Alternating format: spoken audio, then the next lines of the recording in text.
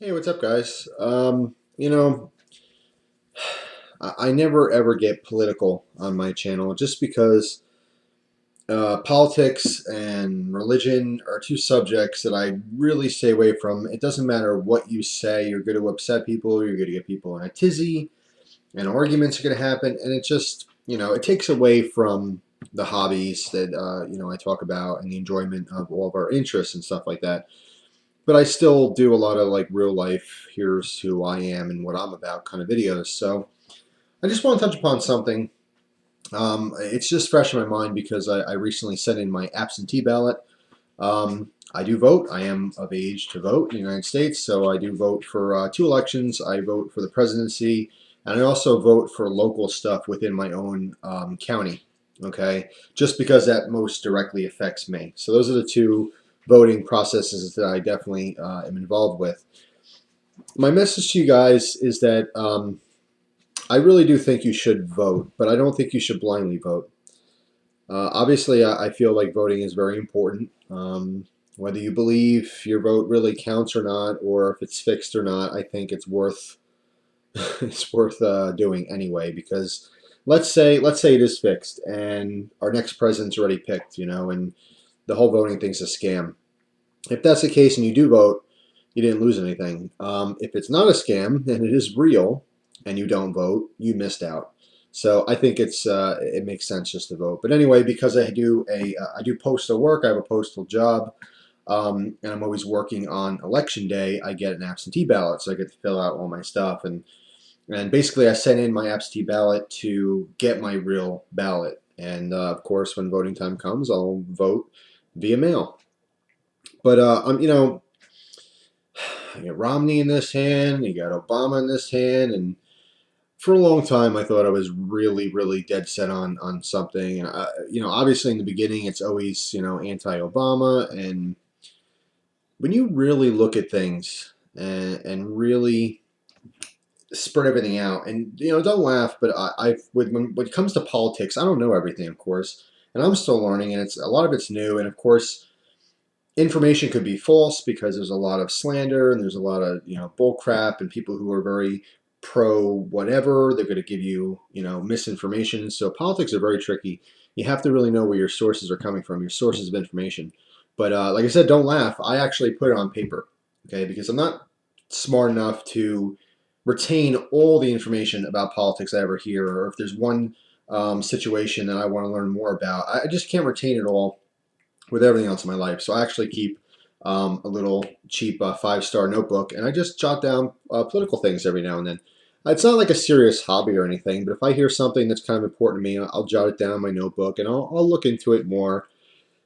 But my message, besides getting out there and voting, is I think it's important to not get stuck on one or two issues. As far as YouTube's concerned, obviously in the gun community, a lot of people are anti-Obama, specifically because they think he's going to take our guns away. Um, that's an understandable argument if you feel very strongly about our Second Amendment and you want to make sure our guns are safe and everything, and then in our right to own a firearm or carry it. That's obviously an important issue to a lot of people. But what I want to tell you is as important as that is to some people, it's not our entire life. You have to look at the full picture, the broad spectrum of everything that's involved with a presidency, and more specifically, not just the presidency, but who's going to be in house, who's going to be in their cabinet. Because it's not just the president. To me, the president's always been somewhat of a mascot, guy or woman, whoever, whatever person it may be in the future. Their representation. When you're mad, it's a face to get mad at. It's a name to slander in the street or to praise, depending on what's going on. But obviously, our government is very, very big. I think it's one of the biggest problems is that there's too much government, but there's a lot of people involved. And I truly don't think that the presidency is the top position. It's a top position in everyone's mind, but the president gets advised by a staff. There's people who tell him or her or whatever it ends up being what to do. They advise them. It's not just one guy making decisions. Of course, they do have their own power here and there. But anyway, I just see it more as a mascot. It's the whole broad spectrum of things. It's everyone who's involved, and there's a lot to learn. It's very intimidating. But I think if you do go out and you actually vote, don't get focused on one or two subjects. You know, if you're pro-choice and there's a candidate that just doesn't believe in that, or is against, has an opposing position, don't get stuck on just that. That's just one aspect of your life. Um, Certain issues that are important to me. I mean, I have a postal job. It's one of my jobs. I have multiple jobs that create income for me. The postal position I have, which, by the way, if anyone's postal out there, I don't work for the post office. I work for a person who owns a highway contract. So you'll know what that means. But yes, I'm a highway contract employee for the U.S. postal system. But I don't get paid by the post office. I get paid by a person who owns postal contracts. So I have the same responsibility as a lot of postal people, but I'm not a clerk. I don't work in a post office. I work in a private building. It's actually an extremely unique situation that I'm in. But for all intents and purposes, I have an investment in the postal system. Now, there's a lot of misinformation out there in general. If you look at the news, you'll see a lot of information on, um, the post office is losing money, it's going out of business, volume's down. Yes, the post office volume is down. Now, you have to look at the specific details. Not a lot of people understand that volume meaning first class letters. You send a letter in the mail, there's less of that. It's not that much, but it is less. What people don't talk about is parcels. The postal system has more packages than ever. And for like every lost letter, there's 4 or 5 packages that all of a sudden people are shipping. So we've gained quite a bit of revenue from, I mean, in general, from packages. And USPS, or excuse me, UPS, FedEx, DHL, all these other parcel companies, they all have contracts with the postal system. Where I live, it's out in the boonies, so UPS and stuff, a lot of times they don't even want to deliver in a lot of the different communities where I live. It's too far. It's too much waste of time to go way out. So guess what? We're already giving these people mail. So UPS says, you know what? Here's a little bit of money, postal system. Since you're already going there, bring my box for me. We'll pay you. Everyone gets paid. Everyone's happy. The postal system is not going to die. It's strong and it will always be around. I don't care how many people get paperless billing, online or send emails to each other. There'll always be physical mail. It's been around for a long time, and I don't foresee it ever dying down anytime soon. Not in my lifetime, anyway. But yeah, there's just more to the picture that a lot of people don't realize. But as far as politics are concerned, if Romney gets in presidency, there's a strong possibility we'll go to a 5-day work week, meaning there'll be no more mail on Saturdays. That's a huge deal. Um, that would save the postal system a lot of money. Think about every single employee, every single mailman across the entire United States not working, not getting a salary on Saturday. Of course, it does cause some problems. Monday is the biggest, heaviest mail day of the week. If there's a holiday, it lands on a Monday. That following Tuesday it's ridiculous. It's so much mail, and the mail never stops. Just because your mailman's not working on Sunday doesn't mean anything. There's mail trucks that are being driven across the United States. There's mail planes that are being flown. The mail never stops. It's continuously moving. It's just not distributed out to people on Sundays. But to get rid of Saturdays for mail, that's a big deal. But that's one consideration that would affect me personally. A lot of people don't care. They just can care less. Okay, whatever. But the concept I'm trying to get across here is that you have to look at the grand scheme of things. You have to look at the whole picture. There's a lot of different things that a president could be for or against that could affect you. Don't get stuck on one topic. Don't just get stuck on guns. Okay, this person doesn't like guns, so I don't like that person. You know what? That person may do good for you in every other aspect of your life. They may help you with taxes. They may help you with your health care, whatever it is. Look at the grand scheme of things. I think if you're going to vote, please vote responsibly. That's the message here. I do encourage you to vote, but don't blindly vote. Don't go into a voting booth and pick the guy with the nicer hair. Please don't go in there and just be gung-ho about one topic, because you could be hurting yourself overall, but by just not understanding it all. And politics are very complex, and there's so much BS and so much filler and misinformation that it's extremely hard to understand who wants what and why, and what the motive is.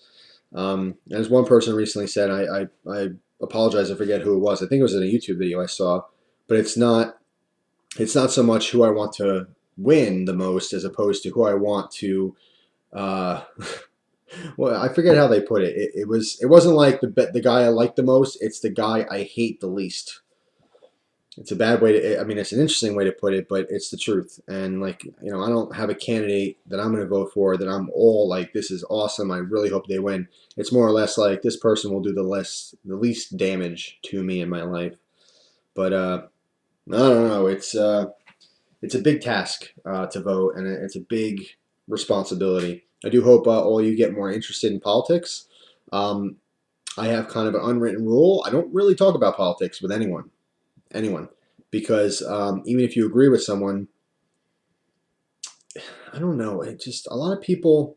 You'll hear a rumor or something, or someone will just say something randomly, and you hear it, you pick up on it, and then you just spread that, whether it's true or not, and no one really bothers to look into things. They just take it for granted. It is like they're rumors, and it is like playing telephone. One person says one thing, and then you say to someone else in a slightly different version, and by the time it gets to another person, it's completely skewed. So I don't know. Just be careful. Watch where your sources of information come from, and vote for the best person that would accommodate your lifestyle, whatever that may be, whatever would be best for you. Vote for that person, and hopefully, it's all real, and our votes do count. I hope that it's kind of like with religion. If you do believe in a religion, a lot of it's faith. You can't prove things. I can't prove that my vote is going to be counted. I'm entrusting and I have faith in the system that somewhere along the line it will be accounted for. Okay, then it's not some kind of big sham. But anyway, that's all. I just wanted to share that with you guys. I do think you should vote. I do think you should educate yourself in politics to some extent. You don't have to dwell on it like some people. Some people who I know personally, they live and breathe politics. And although that's okay, I guess it's a hobby within itself. It takes a heck of a lot of time just to keep up with what's going on constantly. But, just inform yourself. Education and knowledge is power. And with that, you can make your own assumptions as to what you think would be the best scenario, and hopefully that works for you. So, yeah, I mean, a lot of people ask me to do political videos, and this is the extent of what you'll get out of me as far as politics. I'm not going to say who I want to win, who I want to lose. I will tell you that I'm trying hard to get the right information and to pick the best candidate for me. So that's all right. Before I go, I want to show you one more thing. This is a little pocket constitution. Okay, this has the Declaration of Independence in it and the Constitution of the United States. Often read this and reference it for other things. You hear a lot about the Second Amendment. Occasionally you hear about the First Amendment. Everything else is kind of a blur to most people. I suggest checking out having a pocket one's even better, but checking out the Constitution of the United States, because there's a lot of interesting additives in here that you don't normally hear. But one of them has to do with post office. Okay, if you look at the Constitution, Article 1, let me make sure that's right. Yes, Article 1, Section 8. There's a line in here. It says to establish post offices and post roads. Okay, I have it highlighted in here. You may not be able to see that, but if you look it up online, again, Article 1, Section 8, to establish post offices and post roads. Okay, so the postal system is constitutional. It's a constitutional right to have your mail delivered to you in the United States. So that's an interesting little additive for this video, since we're on the subject here. No different than your constitutional right to bear arms. There it is. People fight for that far more than they're fighting for the post office. But just want to throw that in there. Just like politics, there's a lot more of the picture than's always talked about. So grab yourself a Constitution and read it. And you'll find some interesting things in there. So that's it. Really going now. Hope you guys enjoy the rest of your day. Take care.